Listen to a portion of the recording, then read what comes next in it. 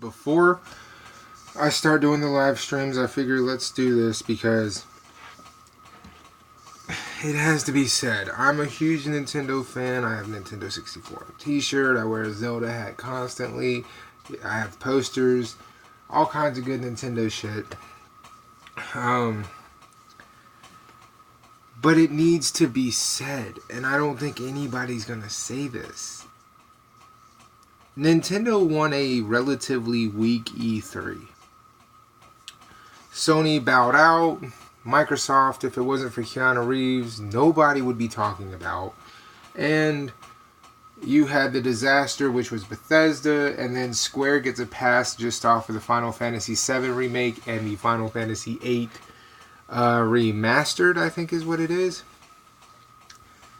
So nobody really came with their A game. Nobody did.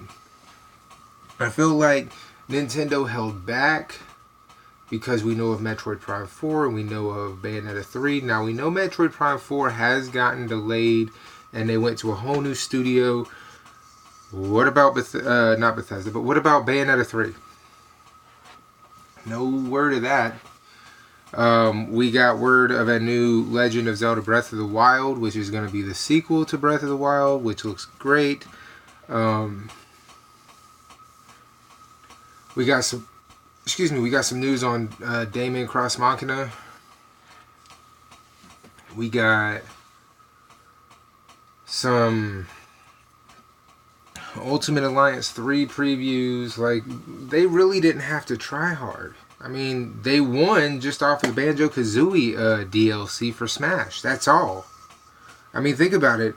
If they would have just showed up and been like, Smash Bros, Banjo-Kazooie, and the guy from Dragon Quest, they didn't need to say anything else. That's how much of an easy win this was. Okay? And I know you're like, well, Nintendo won, you should be happy. I would be happy if Nintendo won in a honest-to-God fair fight. This didn't feel like one.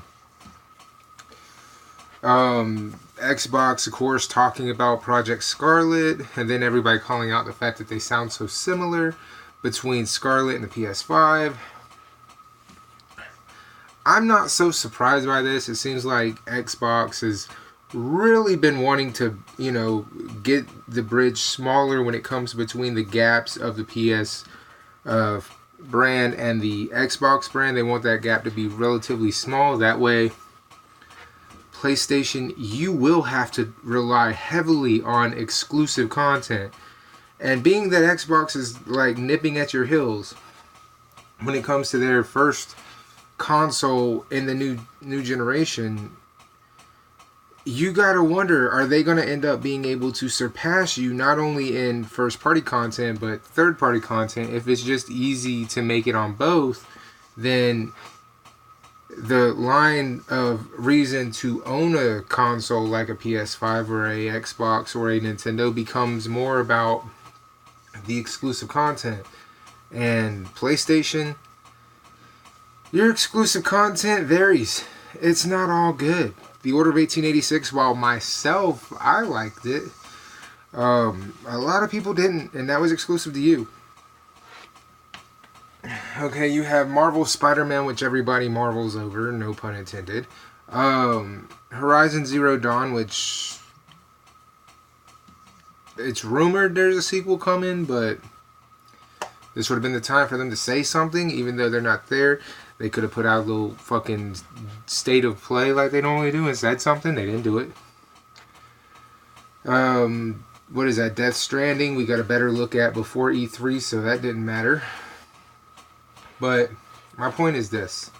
E3 is becoming less and less relevant, and people want to find somewhere. People are so hell-bent on putting blame on something that isn't even its fault. E3 was born like 95.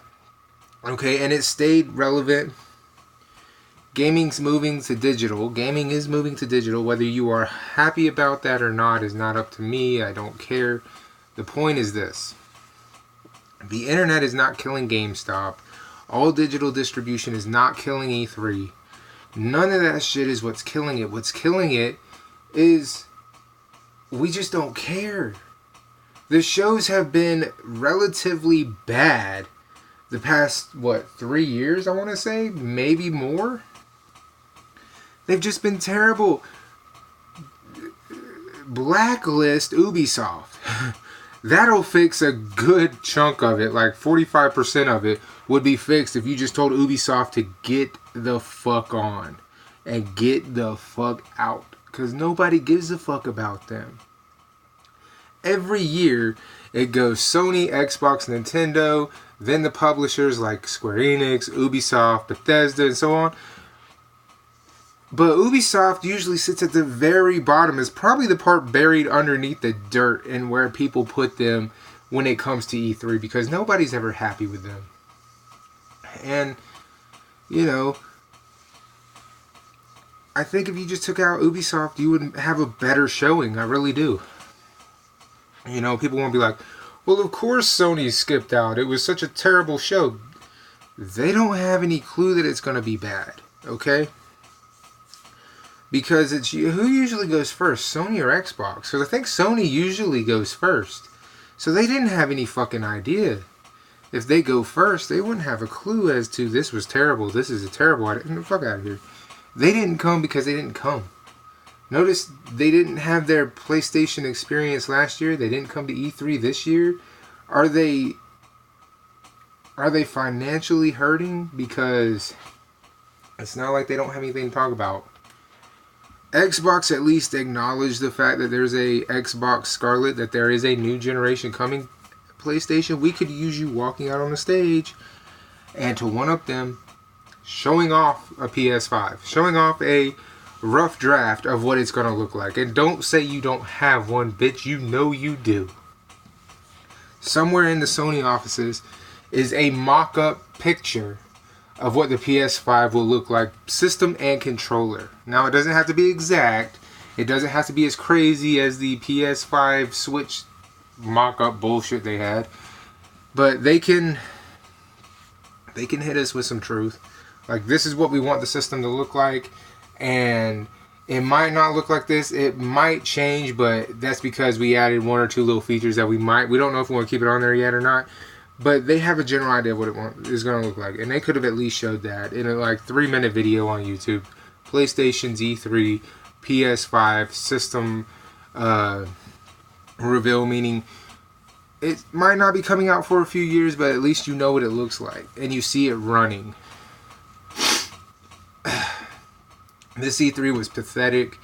Nintendo won, and I'm not mad at it. I'm just mad that they literally won on the stage where there was no competition. The only competition was Final Fantasy VII Remake and Keanu Reeves. That's it. And like I said, I honestly feel like they held themselves back. And the reason I feel that way is because they didn't want to overshine Keanu Reeves because it's Keanu freaking Reeves.